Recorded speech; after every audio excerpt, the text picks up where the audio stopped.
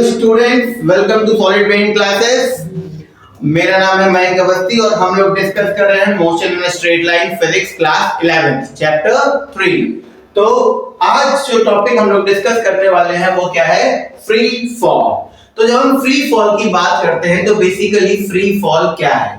जब कोई भी ऑब्जेक्ट गिरता है under the influence of acceleration due to gravity only, तो क्या कह सकते हैं? when an object falls under the influence of acceleration due to gravity only, it is called free fall. So I'm going to write this for you.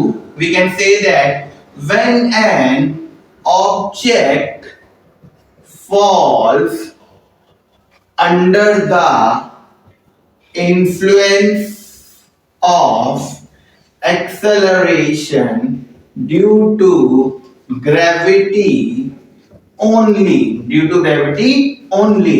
so it is called free fall. It is called free fall.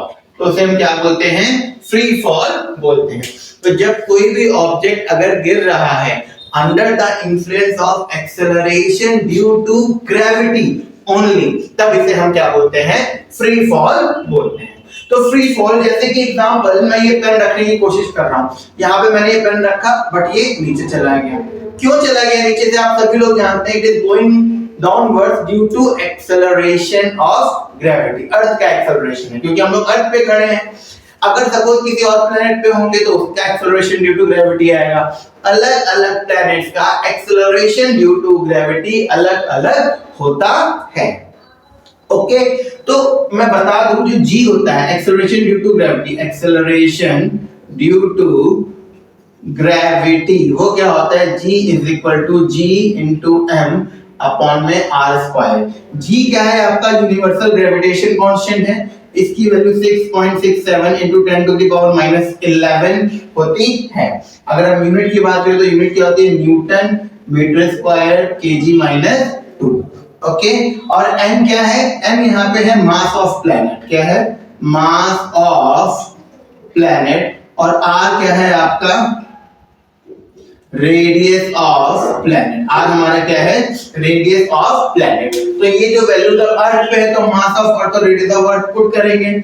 एक अर्थ का जो shape है exact spherical तो है नहीं, है ना? तो थोड़ा सा जिगजैग शेप है, मतलब सॉरी जिगजैग नहीं है, ज़ोइड शेप है। मतलब कि अर्थ जैसे हम पढ़ते हैं ऐसे, बट अर्थ का शेप कैसा है? कहीं से थोड़ा सा ऐसा करके यूं करके।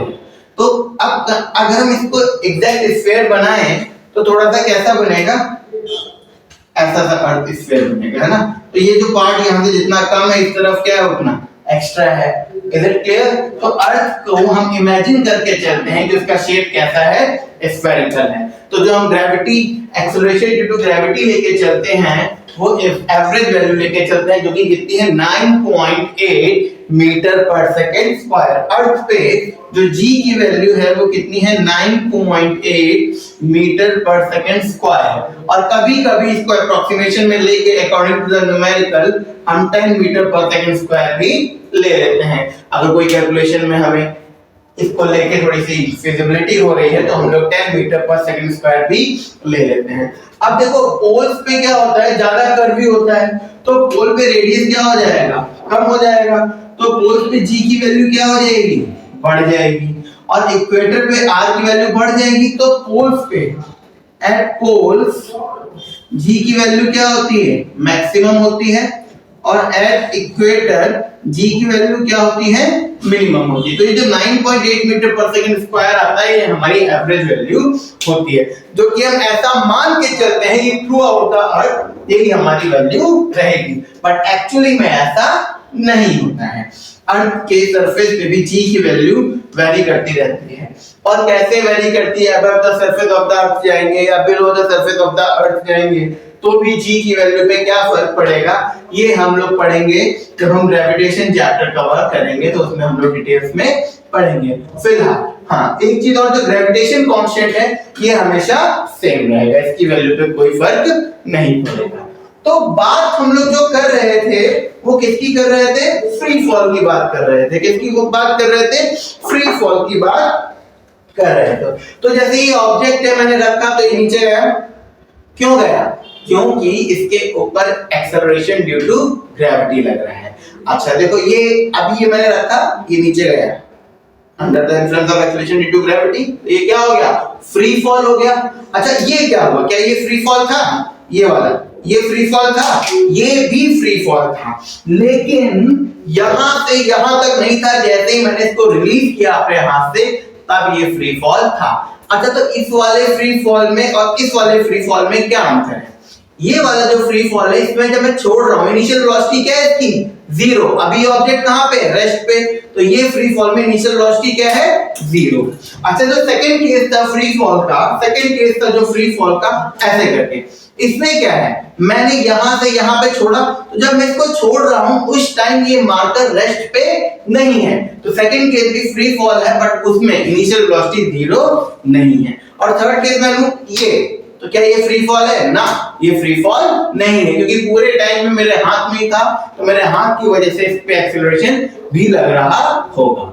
तो जब केवल एक्सेलरेशन ड्यू टू ग्रेविटी ही लग रहा होता है तभी फ्री फॉल होता है। ओके, तो when an object falls under the influence of acceleration due to gravity only, तो it is called free fall। तो उसे हम क्या कहते हैं? फ्री फॉल कहते हैं। अच्छा अब क्वेश्चन है, जो एक्सेलरेशन ड्यू टू ग्रेविटी है, जो acceleration due to gravity, suppose ये अर्थ है और ये हमारा क्या है? सेंटर है। अर्थ का क्या है? सेंटर।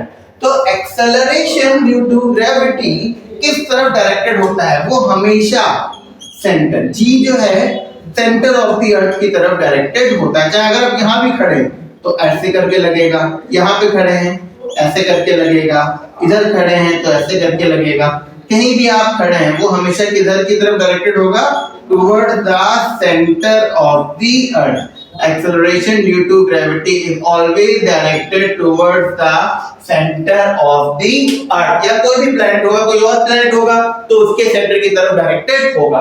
अब because we are living on earth इसलिए हम अर्थ की बात कर रहे हैं, तो acceleration due to gravity is always directed towards the center of the earth। मतलब ये अगर हम अर्थ के रिस्पेक्ट में देखें, सपोज ये अर्थ है तो जी की डायरेक्शन हमेशा किधर रहेगी? डाउनवर्ड रहेगी। किधर रहेगी? डाउनवर्ड रहेगी, towards the centre of the earth.